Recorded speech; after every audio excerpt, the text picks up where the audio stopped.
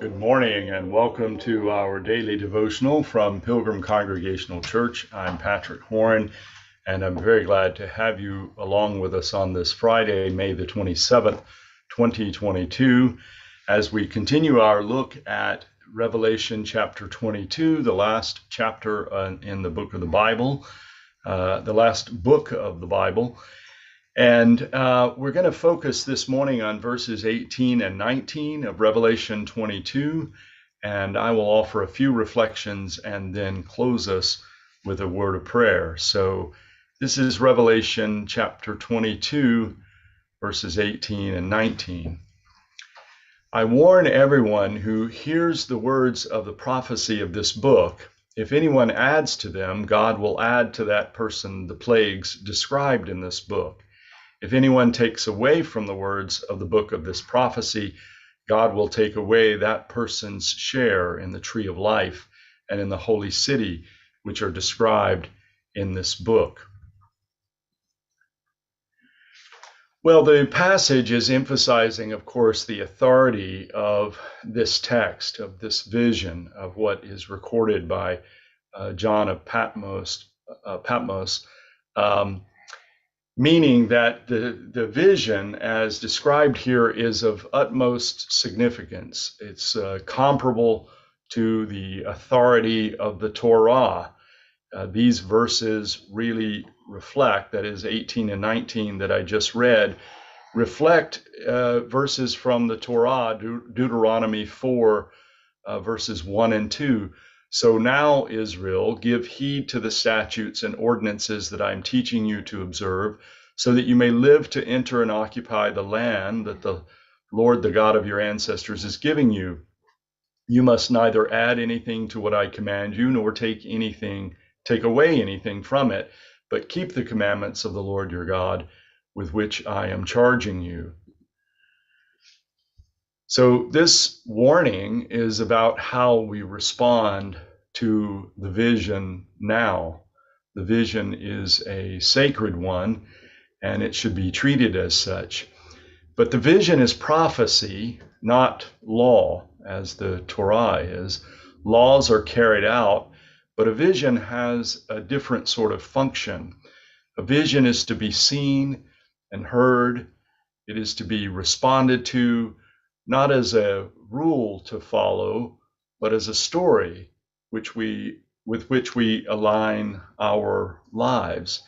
And this story in particular is an apocalypse, meaning that it is meant to be more important than most any other story because it calls us to a way of life. It challenges us to live, to orient our lives in a whole different other way, a way of compassion and righteousness and justice, just as taught and lived by Jesus Christ.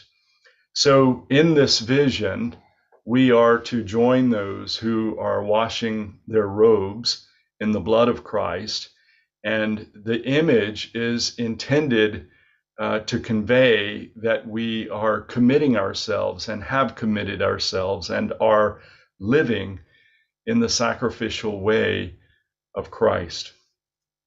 Let's close with this word of prayer. O thou that hearest prayer, to thee shall all flesh come. Before ever our yearning has broken into speech, thou hearest us. No secret sigh of discontent escapes thy listening ear. No silent resolve on higher things, but is granted the assistance of thy grace. We come to thee who already knows us all together, ourselves, our hearts, our minds, our lives, all shall be our prayer. And like desert travelers, we have thirsted after thee, and thou knowest that thirst is thine own creating. O satisfy us early with thy mercy. We would spread before thee all the spiritual deadness of our nature, the careless content, the unheeding soul, the short-sighted vision. Thou hast made all thy glory to pass before us. We heard the thunder, we felt the fire, but thy still small voice of calm we were too deaf to hear. O quicken us by thy coming, breath of God. We confess to thee that which has seared our conscience, hours of rebellion which have left their mark, habits of self-indulgence whose power grows greater with the years, selfish determination to make life minister only to ourselves.